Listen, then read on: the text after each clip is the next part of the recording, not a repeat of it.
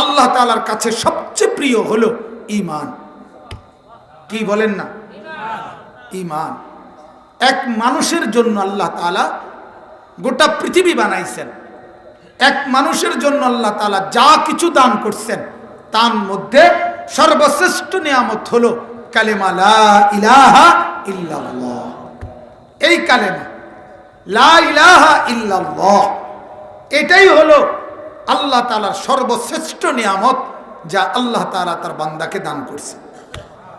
এই নিয়ামত যে পেয়েছে সে গোটা পৃথিবীর সর্বশ্রেষ্ঠ নিয়ামত পেয়েছে।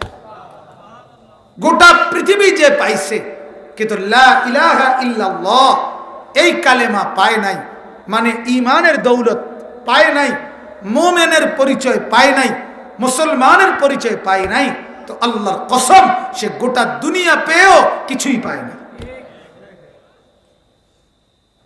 আবার কালেমা লা ইলাহা ইল্লাল্লাহ এটা যার দিলে আছে, এটা যার জবানে আছে, এটা যার সারা দেহে আছে, তো সে ব্যক্তি গোটা পৃথিবীও যদি না পায়, কুড়ে ঘরেও যদি থাকে, সে যদি চাটাইয়ের বিছানাতেও ঘুমায়, তো সে গোটা পৃথিবীর কুল কায়নাতের সর্বশ্রেষ্ঠ ধনী, সবচেয়ে বড় সম্পদ পাইছে। সেটা আল্লাহ তাআলা আমাদেরকে দান করছে, আলহামদুলিল্লাহ। এবং সেটা যে আমাদেরকে দান করছেন সম্পূর্ণ কোনো মেহনত ছাড়া, তদবির ছাড়া, যোগ্যতা ছাড়া। যোগ্যতা ছাড়া আমাদের কোনো যোগ্যতা নাই। সারা পৃথিবীতে এখন 800 কোটি মানুষ আছে। এই 800 কোটি মানুষের মধ্যে মাত্র 200 কোটির কাছাকাছি মুসলমান, বাকিরা সব বেঈমান। তাহলে বাকি যদি 600 কোটি কাফের হয়, তো তাদেরকেও তো মায়ের পেটে জন্ম দিছে আল্লাহ তাআলা, আমাকেও তো জন্ম দিছেন আল্লাহ তাআলা। তাহলে আমার কি যোগ্যতা আর তার কি ব্যর্থতা? কোনোটাই কারণ না। কি যোগ্যতার কারণে আমি মুসলমান মা বাবার ঘরে জন্ম নিলাম, কি ব্যর্থতার কারণে সে হিন্দুর ঘরে জন্ম নিছে? কোনোটাই তার কারণ না। আল্লাহ তাআলা বলে এটা আমার ইচ্ছা, আমার দান, আমার দয়া। কারো কোনো যোগ্যতা নেই, আমাদের কারো কোনো যোগ্যতা নেই। এজন্য বাপ এই কথাটাই জন্য আল্লাহ তাআলা কোরআনে 89 বার, 8, 9, 89 বার আল্লাহ তাআলা বলছেন, হে ঈমানদার, হে ঈমানদার, হে ঈমানদার, আমি তোমাকে বলছি, আমি তোমাকে বলছি, তুমি জানো না বান্দা, কুল কায়নাতের সর্বশ্রেষ্ঠ নিয়ামত আমি দিয়েছি। কাউকে বিল্ডিং দিছি, কাউকে বাড়ি দিছি, কাউকে টাকা দিয়েছি, কাউকে অজস্র সম্পদ দিয়েছি, কাউকে গোটা পৃথিবীর বহু জায়গার রাজত্ব দিছি, কাউরে প্রেসিডেন্ট বানাইছি, কাউরে প্রধানমন্ত্রী বানাইছি, কাউরে মন্ত্রী মিনিস্টার বানাইছি, কাউরে বড় বাড়িওয়ালা গাড়িওয়ালা বানাইছি, আর আমি তোমাকে মহব্বত করে ঈমানওয়ালা বানাইছি, কালেমাওয়ালা বানাইছি। এটা শ্রেষ্ঠ সম্পদ। এটা পেয়েছ, সব পাইছ। এটা পাও নাই, কিছুই পাও না। লা ইলাহা ইল্লাল্লাহ এটা যে পাওয়া মানে আল্লাহকে পাওয়া। এটা না পাওয়া, না বুঝা, তো আল্লাহকে না পাওয়া। আর আল্লাহকে যে পায় সে সবই পায়। আল্লাহকে যে পায় না সে দুনিয়াটা যদি 10-12 পায়, কিছুই পায়। जो तू मेरा तू सब मेरा, अगर एक तू नहीं मेरा तो कोई शय नहीं मेरी। যার আল্লাহ আছে তার সব আছে, যার আল্লাহ নাই তার কিছুই নেই, কিছুই নেই। আল্লাহকে যে হারায় ফেলছে সে অন্ধকারের চোরাবালিতে আটকায় গেছে। এজন্য বিধর্মীরা কখনো পাথরের পূজা করে, কখনো মাটির পূজা করে, কখনো সূর্যের পূজা করে, কখনো চন্দ্রের পূজা করে, কখনো গাছের ডালপালার পূজা করে, কখনো মাটির স্তূপ দিয়ে মূর্তি বানায় সেটারই পূজা করে, আবার নিজেরাই ফেলে দেয়। কি করে না করে কিছুই বলতে পারে না।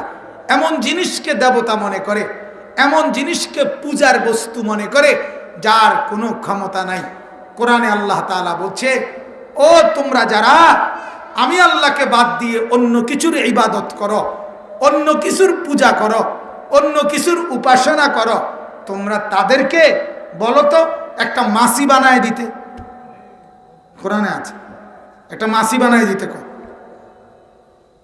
এরপরে আল্লাহ নিজেই বলে, যদি মনে করো তোমাদের মূর্তি দেবতা, তোমাদের উপাসনার এই প্রতিমা এরা যদি মাসি বানাইতে না পারে, তো এইটা কম পক্ষে কও, আচ্ছা নাই না যাই। আল্লাহ বলে আমি একটু কমাইয়া কই, তাগরে শুধু এটা বলো, তাদের গায়ে যখন মাসি বসে সেই মাসিটাকে একটু তাড়াইয়া দিতে। পারেনি। তা আল্লাহ তাআলা তখন বড় চমৎকার এক শব্দ বলছে কোরআনে, দাউফাত তালিবু ওয়াল মাতলুব। আল্লাহ তাআলা বলে, আহ আরে বোকারে, যার কাছে চাইলা সেও কেমন দুর্বল, যে তুমি চাইলা তুমিও কেমন দুর্বল, তুমিও দুর্বল। যার কাছে চাইলা সেও দুর্বল। কিন্তু মানুষ, তোমরা যদিও দুর্বল, যদি আমার কাছে চাইতা তো আমি আল্লাহ আলা কুল্লি শাইইন কাদির, আমি সব কিছুর উপরে শক্তিশালী। তাহলে বুদ্ধিমান তো ছিল তখন যদি আল্লাহকে চাইতে। তাবারাকাল্লাযী বিয়াদিহিল মুলক ওয়া হুয়া আলা কুল্লি শাইইন কাদির, সব কিছুর উপরে পূর্ণ ক্ষমতাবান কে বলেন না? আবার বলেন কে? আল্লাহ। ওয়া হুয়াল কাহিরু ফাওকা ইবাদি, আল্লাহ তাআলাই সব কিছুর উপরে ক্ষমতাবান। আল্লাহু গালিবুন আলা আমরি, আল্লাহ তাআলাই তার সমস্ত সিদ্ধান্তে বিজয়ী। লাহু মা ফিস সামাওয়াতি ওয়া মা ফিল আরদ, সাত আসমানে যা আল্লাহ বলেন আমার, সাত তবক জমিনের নিচে যা আল্লাহ বলেন আমার, ওমা বাইনাহুমা, আসমান ও জমিনের মাঝে যা তাও আমার, ওমা তাহতাস সারা, সাত তবক জমিনের নিচে যা তাও আমার। সব কার? সব আল্লাহ, সব আল্লাহ। এজন্য বাপ আপনাদের কি বললাম, এই আমরা যে কয়জন বসছি, কম কিংবা বেশি নিয়ে কথা না, আপনারাই বোঝেন, আমরাই বুঝি, আমিও বুঝি, আমাদেরই বোঝা উচিত জিন্দেগির সবচেয়ে বড় পুঁজি ঈমান। কি বলেন না? ঈমান, লা ইলাহা ইল্লাল্লাহ, এই কথাটা বুঝা। এটা বলা না, এটা বুঝা। বুঝা বলা সবাই কইতারে, এটা ছোট বাচ্চাও কইতারে, বলতে পারে না? কথা বলেন না? 5 বছরের বাচ্চাও 1000 বার বলতে পারবে লা ইলাহা ইল্লাল্লাহ। হ্যাঁ, মুখে বললে সওয়াব আছে, কিন্তু এটা বুঝা। এটা আমাকে কি বলে? লা ইলাহা ইল্লাল্লাহ আমাকে কি বলতে চায়? লা ইলাহা ইল্লাল্লাহ আমাকে অনেক সহজ করে দিছে যে হে মাখলুক, ও আল্লাহর বান্দা, কারো কাছে কিছু চাইও না, কাউরে নিয়ে কিছু ভাইব না, সব কিছু একজনের কাছে যাও, একজনকেই বলো, কারণ দেনেওয়ালা করনেওয়ালা জাত শুধুই একজন, তিনি আল্লাহ, তিনি আল্লাহ। এটাই মূল কথা। সমস্ত মাখলুক থেকে নজর সরাও। আজকে আমরা, আমাদের হালাত হইল আমাদের সবার দিকে নজর আছে, শুধু আল্লাহর দিকে নজর নেই। আমাদের কোলের বাচ্চাটার দিকেও আমাদের নজর, আমাদের বড় ছেলেটার দিকেও আমাদের নজর, ছেলের বউয়ের দিকেও আমাদের নজর, আমাদের ঘরের আলমারিটা, দরজার সিটকারিটা, লাইটটা, সুইচটা, ওইটার দিকে আমাদের খেয়াল আছে নষ্ট হয়ে গেল কিনা, ঝংকার পড়লো কিনা, ক্ষতি হলো কিনা। কিন্তু এটা নজর নাই যে আমার ঈমান নষ্ট হয়ে গেল কিনা, আমার ঈমান ক্ষতি হলো কিনা, এটার খবর নেই। দিন নাই, রাত নাই, নজর একদিকেই, শুধু মখলুকের দিকে নজর, দুনিয়াকে দিয়েই নজর। আল্লাহ কোথায়? আল্লাহ কোথায়? যদি কলিজার মধ্যে আল্লাহ থাকতো, যদি নজরে আল্লাহ থাকতো, যদি জিন্দিগিতে আল্লাহ থাকতো, তো আপনার বিবি বাচ্চা ফজরের নামাজ পড়ে না কেন? আর যদি ফজরের নামাজ কিংবা 5 ওয়াক্ত নামাজ নাই পড়ে, তো আপনি ওই নাফরমানদের জন্য রোজগার করেন কেন? কথা বলেন। আপনার যেই মেয়ে, যেই বিবি পর্দা করে না, সে আপনি মুসলমানের বিবি হয় কেমনে? আপনার মেয়ে যদি আপনি বলেন এটা আপনার মেয়ে, আপনি মুসলমান, আপনি যদি বলেন এটা আমার মেয়ে, অথচ সে পর্দা করে না, তাহলে এটা আপনার মেয়ে হয় কেমনে? ইমানদার হন কেমনে?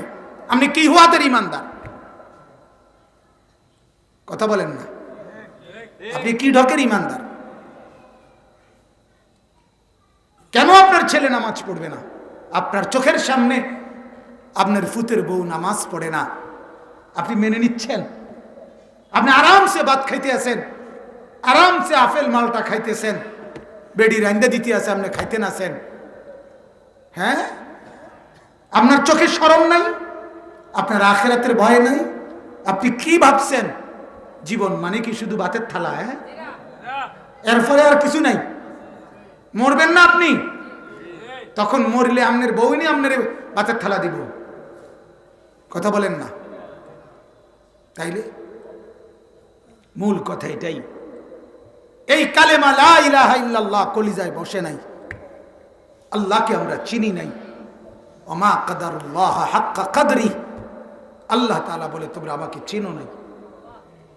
আসলে চিনে নাই বান্দা। আমি রাত আনি, আমি আবার দিন আনি, আমি সূর্য উঠাই, আমি সূর্য ডুবাই, আমি আবার চাঁদ আনি, আমি আবার রাত শেষে চাঁদ ডুবাই, আমি আলো দেই, আমি অন্ধকার দেই, আমি রোদ আনি, আমি বৃষ্টি আনি, আমি সকাল বানাই, আমি দুপুর বানাই, আমি আল্লাহই রাত বানাই, আমি হাত নাড়াই, আমি তোমার চোখ খুলি, আমি রাত্রে তোমার চোখ বন্ধ করি, আমি তোমার গলায় খাবার তুলে দেই, আমি আল্লাহ তাআলা ভেতরে পৌঁছাই। আল্লাহ তাআলা বলেন সব কিছু আমার হুকুমে হয়, এক জাররা জাররা বিন্দু বিন্দু আমার হুকুমেই হয়, আমার আদেশেই হয়, আমিই করি, আমিই করি। অথচ তুমি সব চিনলা, আমাকেই চিনলা, আমাকেই চিনলা।